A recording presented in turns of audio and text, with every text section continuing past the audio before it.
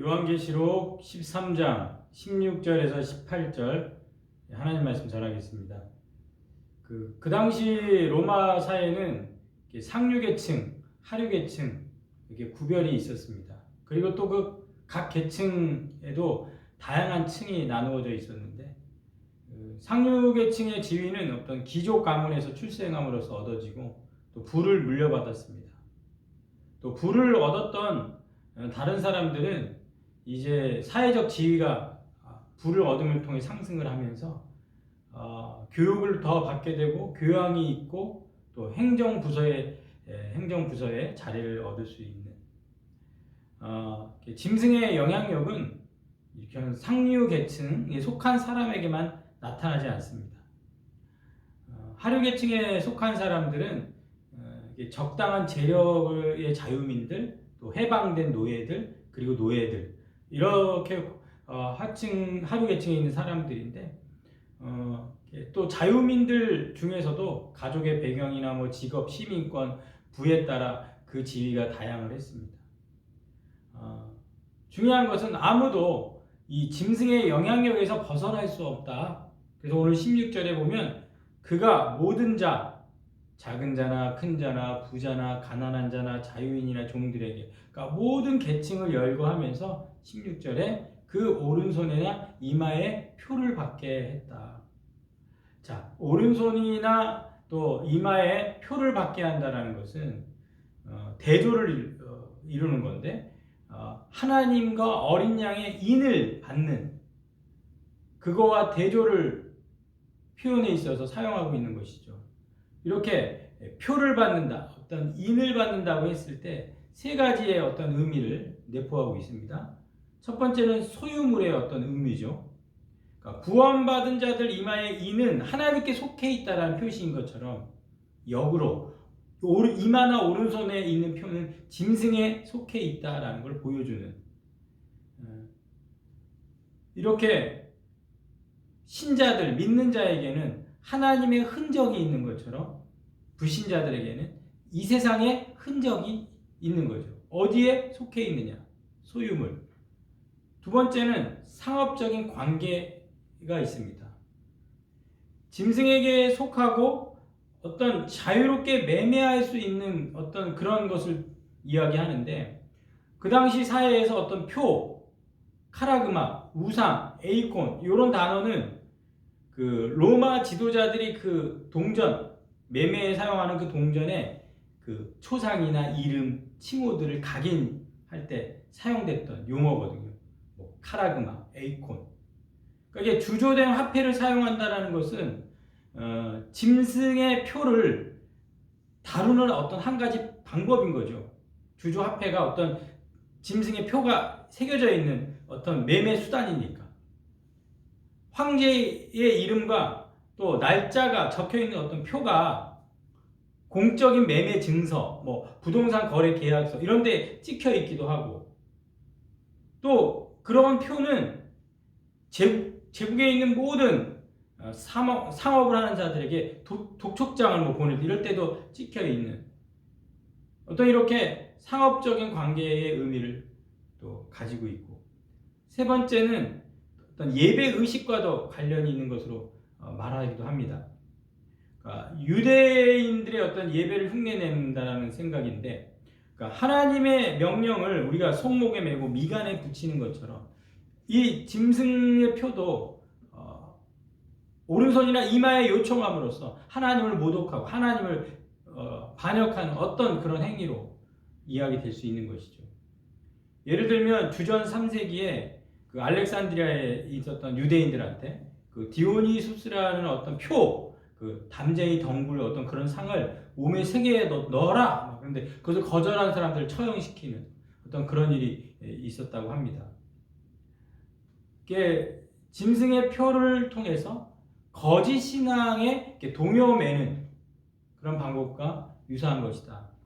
이렇게 이마와 오른손의 어떤 그 표는 이런 세 가지 의미를 내포하고 있는데 17절에 보면 그렇게 표를 가진 자만 매매를 할 수 있게 그래서 이 표를 가진 자 외에는 매매를 못하게 했다.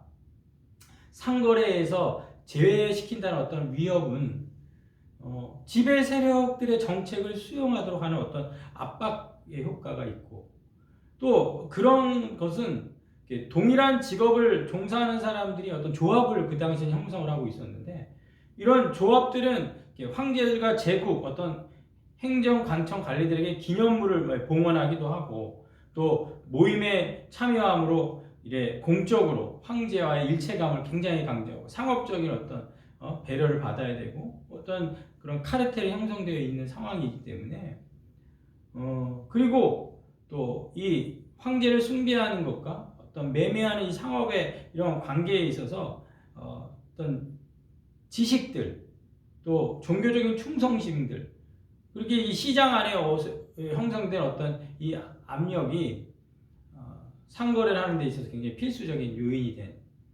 그래서 황제 숭배를 공적으로 수용하라는 요구가 점점 확대되는 어떤 분위기를 느낄 수가 있었는데, 이 표를 받는 것은 어떤 그러한 경제적인 어떤 이익을 얻는 것처럼 보이죠. 그리고 공적으로 신격화된 그 통치자들과 일체감을 형성하도록 하는 그런 지배 세력의 어떤 혜택을 또 불이익을 피하기 위해서 제국이 제공하는 상업적 기회들을 통해서 이익을 취할 수 있었다는 것이죠. 그런데 오늘 계시록 말씀은 그러한 짐승의 표에 대한 분별 없이 어리석은 자가 되지 말라고 경고하고 있고, 이런 압제적인 정부의 지지자로 표를 받는 자는 심판을 피할 수 없다라고, 그래서 오히려 너희들이 눈앞에 보이는 유익이 하나님의 심판에 임하게 되는. 그런데 오늘 계시록은 짐승의 표를 받기를 거절하려면 어떻게 해야 된다, 이런 자세한 설명을 하기보다는 17절에 보면 이 표는 짐승의 이름이나 그 이름의 수다. 그런데 그 짐승의 수를 셀 수 있는 자는 지혜를 가진 자다, 이렇게 얘기합니다. 그러니까 어떤 수수께끼가 있고 그거를 사용하여 그 수수께끼를 풀어내도록 우리를 초대하면서 그걸 풀 수 있는 동일한 지식을 가지고 있어야 된다는 어떤 도전을, 내가 보는 것을 당신도 봅니까? 어떻게 보면 이렇게 설득의 수단으로 수수께끼는 수용하든지 반대하든지 둘 중에 하나를 선택해야 되는, 그렇게 해서 우리들한테 이거 뭐지? 라는 호기심을 자극하면서 지금 요한 사도가 계시록에서 지금 보여주고 있는 것이 무엇인지를 제발 알아라라는 어떤 그런 표현을 사용하고 있는 것이죠. 18절에 지혜가 여기 있으니, 자, 지혜가 있어. 이건 총명한 자만 알 수 있는 거거든. 자, 짐승의 수를 세어봐. 누구든지 귀가 있거든 들어. 지혜가 있다면 생각해야 돼. 여기 이 세어보다 이 푸세 피제인이란 이 단어는 이 짐승의 이름의 글자들의 어떤 글자마다 숫자 값을 이렇게 더하라는 의미. 그러니까 이거를 이제 게마트리아로 이해를 하는데, 게마트리아 글자마다 숫자가 있는데 뭐 기억 그러면 거기에 뭐 숫자가 있고 이렇게 자음 하나하나, 하나하나에 그거를 이제 더하면 어떤 숫자가 나오는데, 그러니까 사람 이름에 나오는 어떤 글자의 그 숫자를 합한 그 수를 세어봐라. 이 수수께끼는 게마트리아를 사용하고 있는, 오늘 그 본문 18절은 여러 가지 또 해석이 존재하기 때문에 제가 설명드리는 게 다 100% 동의하는 해석은 아니라는 사실을 좀 먼저 말씀드리고, 이 게마트리아라는 그 새로운 어떤 지식을 알기 위해서는 그 이미 알고 있는 것들과 연결을 시키는 게 중요합니다. 자, 세 단계인데 전후 문맥에서 이 게마트리아가 나오는 그 숫자의 그 전후 문맥에서 그 사람의 특성을 인지해야 되고요. 그리고 그 특성에 적합한 사람의 이름을 생각해내서 그 이름이 수에 적합한지를 또 알아야 되는 어떤 그런 과정을 통해서 이 짐승의 그 특성을 알 수 있는 건데, 우리가 13장에서 계속 왕관을 쓰고 세상의 권력을 휘두르고 하나님을 비방하고 충성된 신자들을 박해하고 또 죽었으나 다시 살아난 짐승처럼 생각되어지는 어떤 그런 인물, 그리고 7 산들과 7 왕들과 동일시되면서 7 언덕 위에 어떤 로마에서 세상을 통치하는 어떤 한 인물, 네로가 아닐까라는 생각을 갖게 하는 자극하죠. 그는 교회를 핍박했고 로마 대부분의 구역을 파괴했던 불과 관련돼 있고 또 죽었으나 살았다는 어떤 소문이 돌고 있는, 그래서 그 헬라어 이름 네로 가이사, 이걸 히브리 글자로 네론 카사르가 되는데, 이 글자 그 게마트리아로 합치면 666이라는 숫자가 나오게 되거든요. 그래서 오늘 18절에 그것은 사람의 수니 그의 수는 666이니라. 그러니까 특별한 이름, 바로 네로와 닮았다는 결론을 게마트리아를 통해서 이제 알 수가 있는데, 이 해석을 따르지 않는다고 해도 이 666이라는 숫자는 어떤 짐승의 영향력을 가지고 있는 어떤 인물들이 계속해서 등장할 것이다라는 또 그런 의미로도 해석할 수 있습니다. 그러니까 중요한 건 수를 세는데 성공한 사람은 지혜를 가진 자다.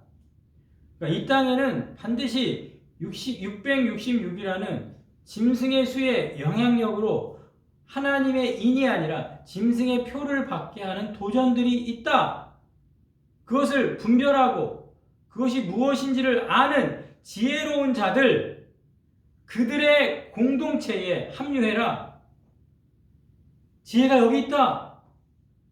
귀 있는 자는 들을지어다. 분별해서 그 지혜로운 공동체에 합류해라. 그 지혜로운 공동체에 합류한 사람들을 14장 바로 다음 14장 1절 다음 절에 보면, 내가 보니 보라 어린 양이 시온산에 섰고 그와 함께 14만 4천이 서 있는데 그들의 이마에는 어린 양의 이름과 그 아버지의 이름을 쓴 것이 있더라. 아멘. 그런 소속됨, 어린 양의 이름과 아버지의 이름이 쓴 것이 우리 이마에 새겨져 있는 그런 하나님께 속한 자들로 이 땅에 살아갈 수 있길 바랍니다. 그래서 어떻게 보면 일상에서 내가 이렇게 신앙생활을 하는데 666이라는 어떤 짐승의 표의 영향력이 분별을 할 수 있는 지혜가 필요하다면 그게 직장 동료일 수도 있고 또 가족 안에서 어떤 사람일 수 있고 또 나와 인간관계를 맺는 어떤 이웃 중에서 신앙을 저버리게 하고 성경을 멀리하게 하게 하고 기도하지 못하게 하고 예배를 드리지 못하게 하고 하나님으로부터 점점 멀어지게 하는 수많은 어떤 나에게 영향을 주는 어떤 사람, 666적인 그런 사람의 수를 가진 요소들을 분별하고 지혜롭게 제거해 나가는 것, 그것이 중요할 줄 믿습니다. 오늘도 그런 지혜를 갖는 우리 믿음의 사람 다 되시기를 주님의 이름으로 축원합니다. 기도하겠습니다. 사랑하신 하나님, 지혜가 필요합니다. 우리가 이 세상 살아가면서 666적인 그런 짐승의 표로 우리를 압박하는 그런 수많은 도전에서 하나님의 어린 양의 이마의 표를 받아 하나님께 속하여 그 어린 양을 따르는 길을 갈 수 있도록 우리의 일상의 모든 삶에서 지혜를 허락하여 주시옵소서. 아무 생각 없이 아무렇게나 인간관계 또 여러 가지 사회의 구조 속에 내 인생을 내던지지 말고 하나님 앞에 분별하고 지혜의 그 그래서 지혜 있는 공동체에 속하여 그 수를 분별해낼 수 있도록 주여 성령께서 우리 가운데 역사하여 주시옵소서. 하나님, 구원받은 자의 그 수에 우리가 포함되어지도록 그 구원의 모임에 참여할 수 있는 자들이 다 되어 이 땅에 하나님의 나라가 우리의 이 공동체 안에 임하도록 역사해 주시옵소서. 예수님의 이름으로 기도하였사옵나이다. 아멘.